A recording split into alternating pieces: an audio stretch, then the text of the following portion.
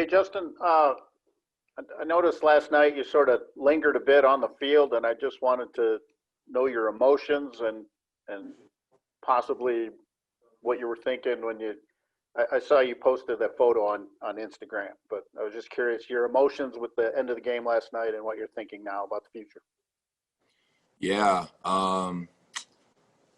it's still a little bit like raw emotionally for me. So I want to, make sure like I'm choosing my words wisely. But I just was kind of just reminiscing and taking it all in. Just like first I was mad about the loss and just was looking around and thinking about looking at the empty stadium. Just thinking about Broncos country and the growth that just kind of I've had throughout my career and just kind of taking it all in. Just not really sure what the future holds, in terms of all the contract stuff that's going on. So I just was taking everything in, the loss, my teammates, Broncos country. Like I just was just embracing it. So that was why I kind of, just lingered and hung around. Well, my kids accuse me of not getting social media at all, but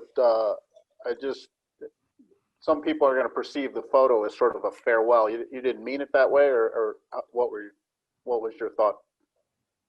Yeah, it was just like a thank you post. Okay. Thank you for, I know the season nowhere near what anyone wanted or expected.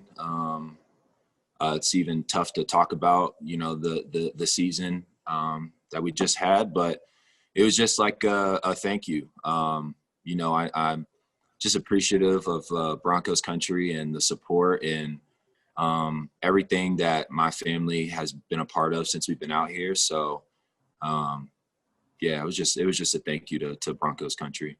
Thanks, Ryan. Hey, Justin, what'd you learn about the business side of negotiations and tags last year that will help you deal with maybe the distractions this offseason? And I have a follow-up. I learned a good bit. It's, you learn it's a business and it's a business on both ends, for whatever team and for the player. Obviously, I said it before for the tag last season, talking about this season, but like before the season began, how, I'm betting on myself and, it's a business decision at the end of the day for myself, and I'm going to do whatever's best for my family. And it's no disrespect to anything other than the fact that I'm just going to want to do what's best for my wife, my daughter, and, just my family in general. So. And secondly, in what areas this year do you feel you're a better player? Yeah, that's a really great question. There was a lot this season. I talked about it all throughout the year. I think personally, the thing I kind of grew in the most was communication. I think Kareem and I both played with maybe 10 different corners this season, and a defense like Vic's, it's really hard to execute week in and week out with communication not being there, just because you're getting to know the guys still. You're trying to figure out how each other plays and sees the plays. And it's just been tough. So, you look at all the injuries that we've had and we've kind of been hurting all around, but playing with 10 different corners and going out there and competing at a high level is not easy to do. So I think I always thought I was a pretty good communicator at the safety spot, but I think this year kind of put that in perspective for me that, it needed a little bit more of a boost than I thought. So I think communication was the biggest thing. Thanks, Nick. Yeah, Justin, Kareem left kind of a heartfelt note on that Instagram post you made, and I'm just curious. You talked about you guys have been in together for the last 2 years, playing almost every snap together, and I'm just curious what you've gained through that relationship over the past 2 years, and I mean, how much would you like to continue playing with him? Yeah, no, that's a great question. Kareem's my it's like he's like a long lost like brother. He's been he's been such a catalyst for me, man. And obviously I'm talking football, but more importantly, I just mean as a person. I think mentally just getting through the ups and downs of a season and all the different things that I was dealing with, and just confiding in him and being able to talk to him openly. And he's been doing it 11 years now. And so he's kind of seen all the ups and downs, the ebbs and flows of how a season can go and how all these different things go. And so he's been, I've been more than blessed, and I'm super thankful to have him. I was what I thought as just a teammate, but more importantly, as that relationship grew, man, as a brother. And I'm so thankful for him. Him and a couple of the coaches that we have are the reasons why I've grown so much in my ability and my confidence, just because of how they've helped me in that. So I'm just really thankful for Kareem, man. He's been a huge part of everything that I've been a part of in the past 2 seasons, success wise. So I love him, man. He's awesome. Next one, Eric. Yeah, Justin, you had a lot of individual success this year. How critical is it to you to be a part of the turnaround for team success moving forward? Obviously, no playoffs here in the early part of your career. Yeah. That's a good question too. It's I'd love to answer that in depth. It's just uncertain, what the future holds. With just being truthful with this next season. I've always talked about wanting to be here. I hope it's mutual and all that stuff. So we just have to, I don't know, see. But it's like I said to start. I don't know. It's just I'm going to choose my words wisely. I'm still a little raw and emotional about the season and ending the game and everything. So that's kind of how I feel about it. Next one, Ari. Hey, Justin, it's been an eventful year with all the social justice things in the off season and even during the season. But I'm wondering, playing through this pandemic, what was the experience like to play football with no fans or very few fans in the stands? It was tough. It was, I think the toughest thing was just generating your own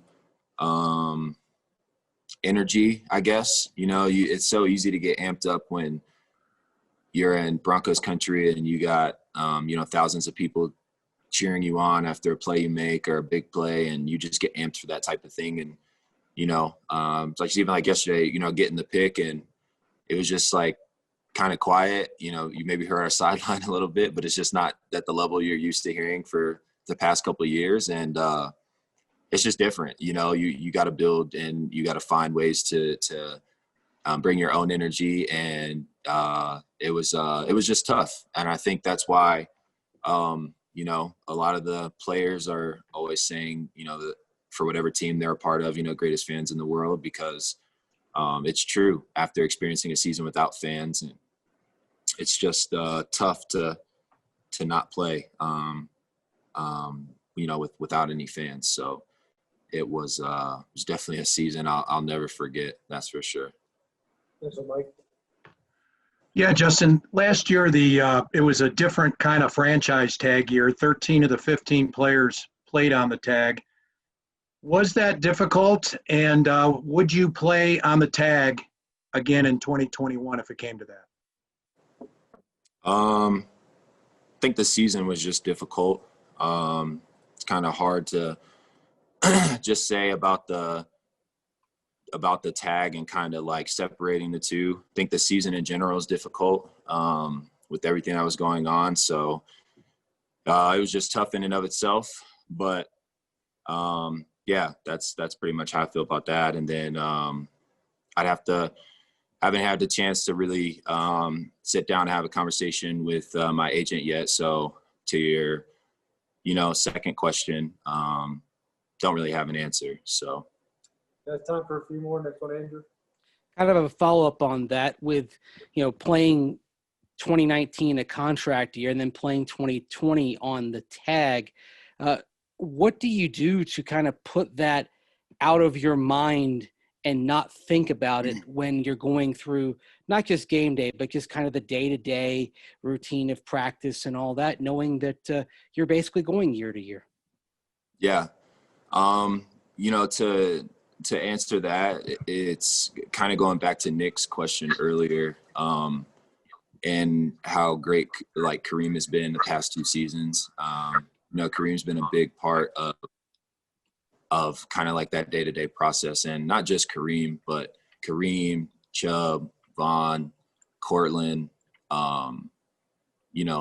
Boz, so many guys, my teammates, really, for the most part. It's easy to kind of like forget about those things and come to work and being able to enjoy work because of the people that I work with. A